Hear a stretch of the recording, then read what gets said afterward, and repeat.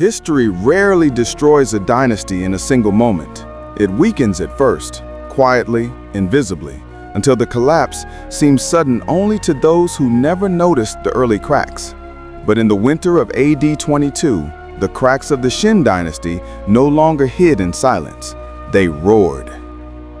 Welcome to our 7th episode of Interruption of the Han Dynasty by Wang Mang, Establishment of the Qin Dynasty. Let's begin our new episode. For weeks, the city of Chang'an had trembled with tension. Inns were empty, markets shuttered, and citizens whispered in alleys as if sound itself had become dangerous. Rumors blew through the capital like winter winds. The red eyebrows were near. Entire counties had surrendered. Qin armies, once feared, once proud, had dissolved into dust. Even the imperial palace felt hollow. Its courtyards were swept, its gates guarded, its rituals performed, yet everything echoed with a strange loneliness. The grand architecture that once symbolized authority now felt like a mausoleum waiting for its occupant. Wang Mang walked the colonnades with slow, deliberate steps, his ceremonial jade staff tapping the stone tiles. He still wore the robe of the Restorer Emperor, embroidered with symbols of heaven's approval, but his shoulders sagged under invisible weight. His eyes, once bright with ideological certainty, now flickered with something unfamiliar: disbelief.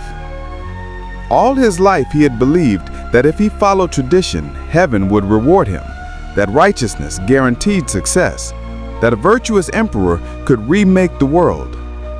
But now, fires burned on the horizon. The first wave of refugees reached Chang'an before the rebels did. Entire families staggered through the gates, farmers clutching children, elders walking barefoot, young men supporting wounded relatives. They told stories that made even hardened soldiers shudder. Villages emptied, officials fled, Qin banners burned, and everywhere the same message spread: heaven has abandoned Wang Mang. The emperor, upon hearing this, insisted heaven could never withdraw its mandate from one who upheld ancient virtue. He ordered new sacrifices, new rituals, new proclamations, but even the palace priests performed them half-heartedly. They too had seen the reports.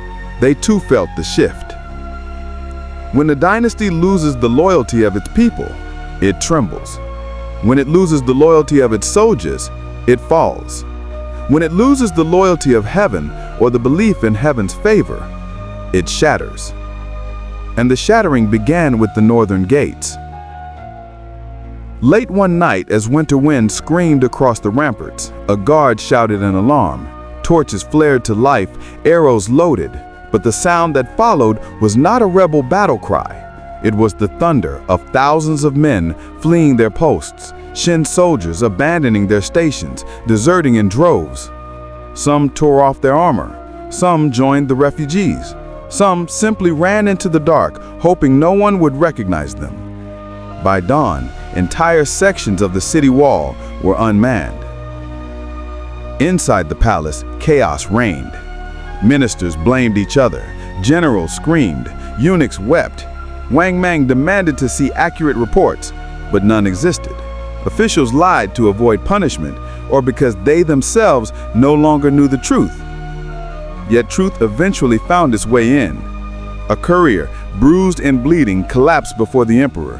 His message was simple but devastating.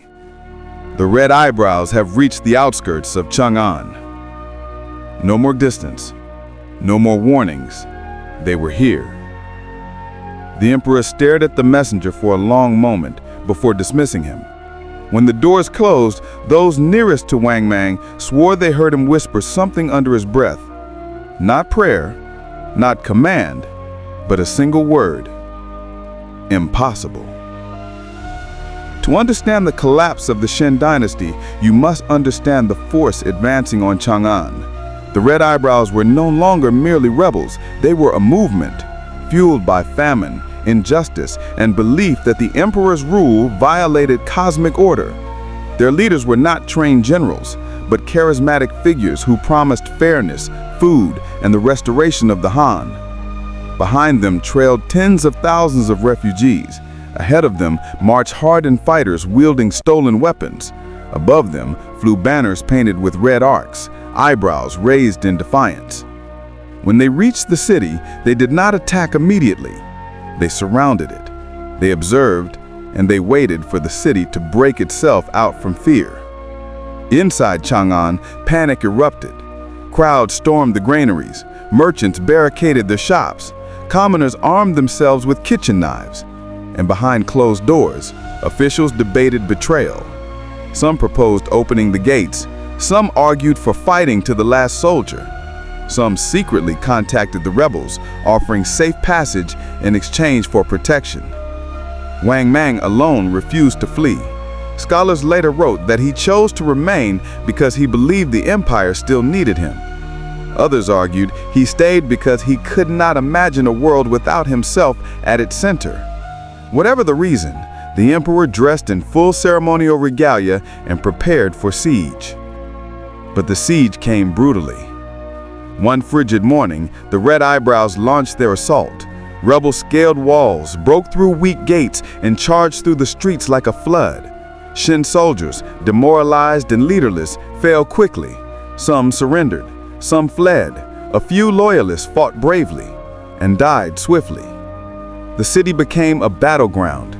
Smoke curled into the air, buildings burned, citizens screamed, and through the chaos, rebels marched toward the palace.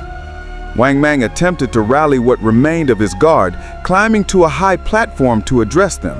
But many of those who looked up at him no longer saw an emperor. They saw the man they blamed for years of famine, chaos, and suffering. Some men threw down their weapons. Some quietly slipped away.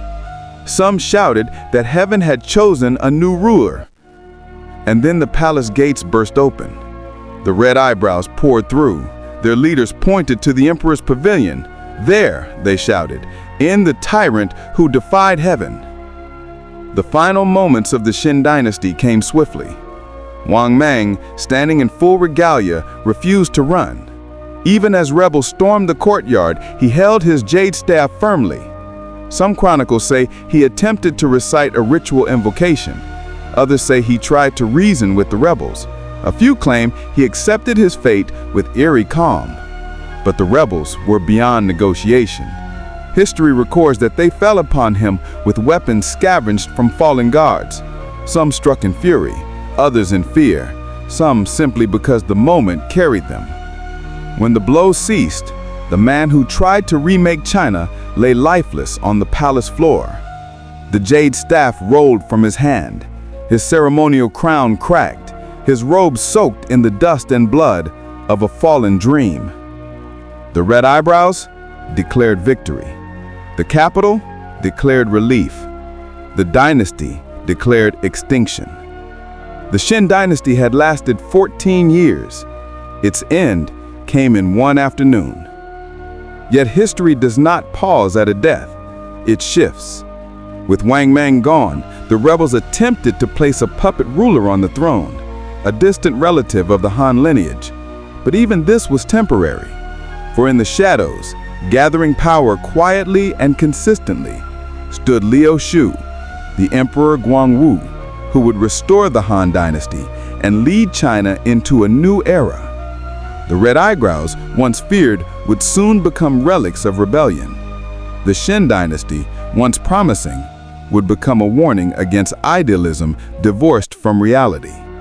And Wang Mang himself would become a paradox, a visionary to some, a tyrant to others, but to history as a whole, a man who attempted to rewrite an entire civilization and discovered too late that civilizations don't bend, they break. The empire would rebuild, but the scar of Wang Mang's reign and the eruption that ended it would never be forgotten. Dear viewers, thank you all for watching our 7th episode. The 8th episode will be uploaded very soon. Please stay tuned, subscribe, like, comment, and share to encourage us.